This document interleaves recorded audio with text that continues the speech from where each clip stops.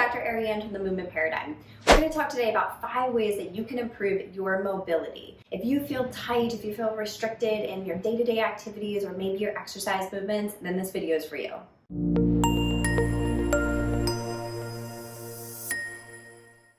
So let's start by defining mobility. So mobility is essentially being able to move your body segment in a pain-free, non-restricted range. So this is really important because we want to not just focus on the muscle and the fascia, we want to think about the joint, the muscle, and the fascia, and the ligamentous structures, all of the tissues that are going to allow for a free, non-restricted, pain-free range of motion.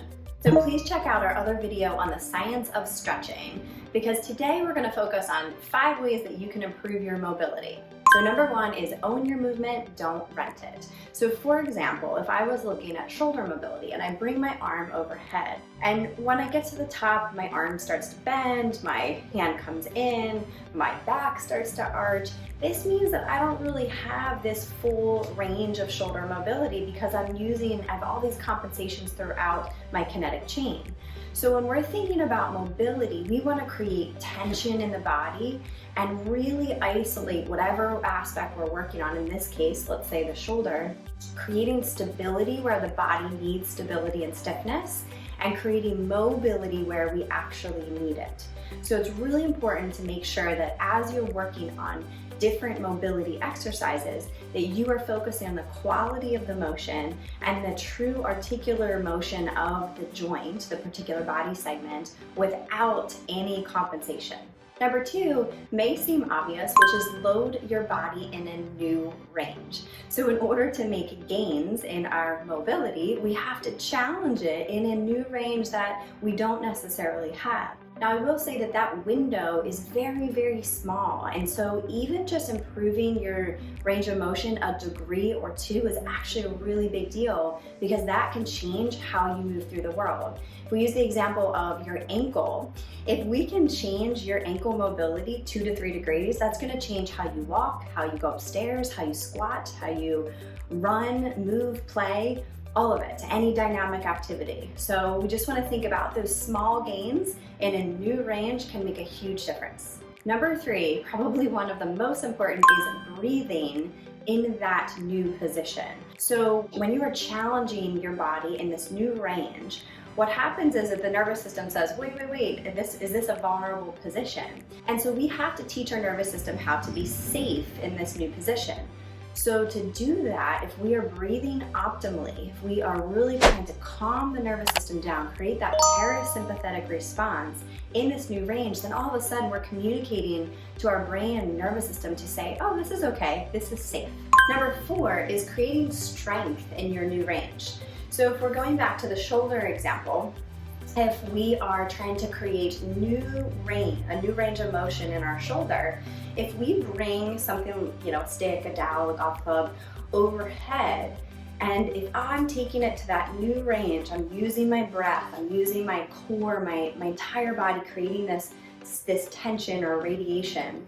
But when I get to the top of the motion, now I can press into it, or I can pull into it.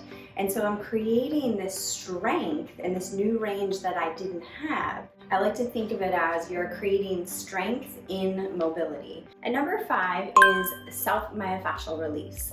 So we want to think about this in terms of the nervous system.